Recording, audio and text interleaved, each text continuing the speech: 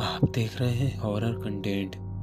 दोस्तों, अगर आपने हमारा चैनल सब्सक्राइब नहीं किया है तो प्लीज़ चैनल को सब्सक्राइब कर लें और बेल आइकन भी दबा लें। और अगर आपको हमारी वीडियो पसंद आए तो वीडियो को लाइक शेयर कमेंट ज़रूर करें। सोचिए कि रात का समय है और आप घर पर बिल्कुल अकेले हैं। जब आप अपने बेडरूम में सो रहे होते हैं तभी आपकी किसी वजह से आँख खुलती है। जब आपकी आँख खुलती है तो आप देखते हैं कि बेड के सामने कोई लड़की खड़ी है और वो लड़की कोई और नहीं बल्कि कोई गैर मखलूक है। तो उस समय आपकी क्या हालत होगी। इसी तरह ऐसी ही घटना एक शख्स के साथ घटी थी जिसका नाम है माइकल। इन्होंने ये घटना मुझे अमेरिका से भेजी है। तो चलिए बढ़ते हैं और जानते हैं उनके साथ उस रात ऐसा क्या हुआ। मेरा नाम है माइकल और मैं आज आपको अपने साथ घटी एक खौफनाक घटना सुनाने जा रहा हूँ। एक बार की बात है, जब रात का समय था तब मैं अपनी गर्लफ्रेंड को उसके घर पर छोड़कर आ रहा था। जिस रास्ते से मैं आ रहा था वो रास्ता बिल्कुल खाली और सुनसान था। खंबे की लाइट भी हल्की हल्की डिम लाइट में जल रही थी और मैं ड्राइव करता हुआ उस रोड से आ रहा था।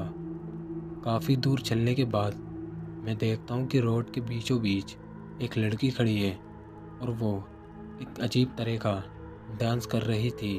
तभी मैंने अपनी गाड़ी के अचानक ब्रेक लगाए और वो लड़की मेरी गाड़ी के बिल्कुल सामने खड़ी थी।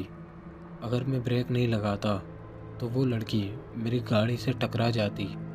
तभी मैं गाड़ी के शीशे से बाहर निकलकर उस लड़की से कहता हूँ, क्या तुम पागल हो? तुम्हें दिखाई नहीं देता? इतनी रात तुम यहाँ बीच सड़क पर खड़ी हो। अगर तुम मेरी गाड़ी से गलती से तुम्हें चोट लग जाती तो क्या होता? मैं उसे इतना बोलता हूँ लेकिन उस लड़की ने मेरी बात का कोई भी जवाब नहीं दिया और वो बिल्कुल शांत खड़ी रही। तभी मैंने सोचा शायद ये कोई साइको होगी। तभी मैं अपनी गाड़ी उसके साइड से निकालता हुआ आ गया। जब मैं अपने घर आता हूँ तो मैं खाना वगैरह खाकर अपने बेडरूम में जाकर टीवी देखने लगता हूँ तो मुझे बाहर से अपने घर के किसी के गाना गुनगुनाने की आवाज़ सुनाई देती है। जब मैं बाहर निकलकर देखता हूँ तो बाहर सड़क पर कोई भी नहीं था। मैंने दूर दूर तक अच्छी तरह से देखा लेकिन मुझे वहाँ पर कोई भी नहीं दिखाई दिया। फिर मैंने सोचा शायद ये मेरा वहम होगा। फिर मैं वापस से अपने कमरे में आकर लेट गया और टीवी बंद करके सोने के लिए लेट चुका था। तकरीबन 10 से 15 मिनट के बाद मेरी आँख लग गई।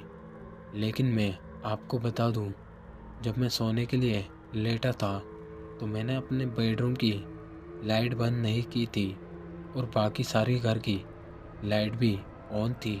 अब होता ये कि जब मैं सो चुका था उसके तकरीबन 1 घंटे बाद मेरी किसी वजह से आँख खुलती है तो मैं देखता हूँ कि मेरे घर की सभी लाइट बंद थी और मेरे बेडरूम की भी लाइट बंद थी।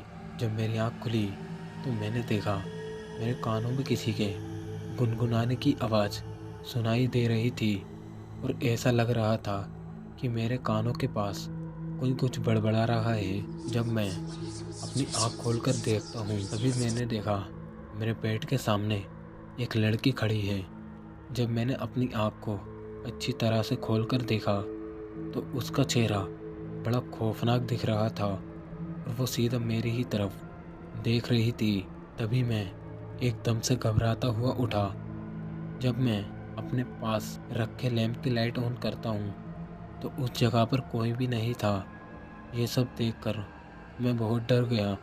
फिर मुझे अपने किचन में से किसी के बर्तन गिरने की आवाज़ सुनाई देती है।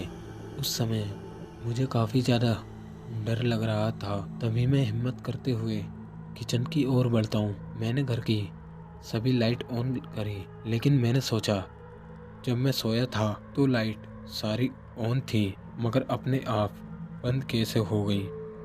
जब मैं किचन की तरफ गया तो मैं देखता हूँ कि एक लड़की किचन में उल्टी खड़ी है। तो मैंने उससे पूछा कि तुम कौन हो और यहाँ पर क्या कर रही हो। जब रोशनी में मैंने उसके कपड़े देखे तो मैं हैरान हो गया। वो लड़की कोई और नहीं बल्कि वही लड़की थी जो मुझे उस रास्ते पर मिली थी। ये सब देखकर मैं काफ़ी ज़्यादा हैरान हुआ।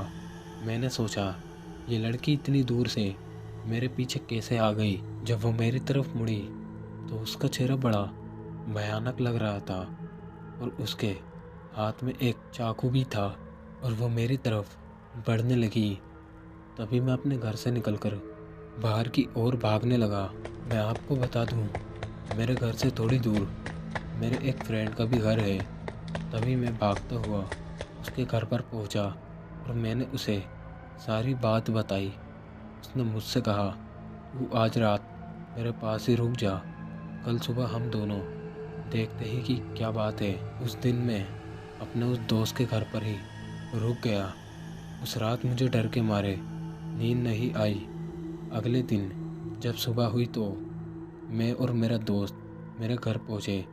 जब मैं अपने घर पर पहुंचा तो मैंने देखा मेरे घर की हालत काफ़ी ज़्यादा बिगड़ी हुई थी।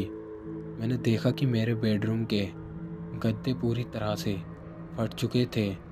ऐसा लग रहा था कि किसी ने उसे जानबूझकर नोचकर फाड़ दिया हो। उस दिन के बाद से वो लड़की मुझे फिर कभी नहीं दिखाई दी। लेकिन मैं सोचता हूँ वो लड़की मुझे क्यों मारना चाहती थी और वो कौन थी।